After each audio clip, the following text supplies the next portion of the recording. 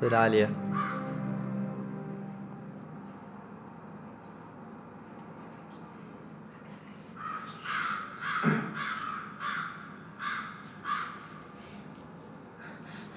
بسام، شو صار؟ قدرت تعرف معلومات عن الكتاب؟ ايه قدرنا نعرف الشفرة اللي بالكتاب عن شو. ايه؟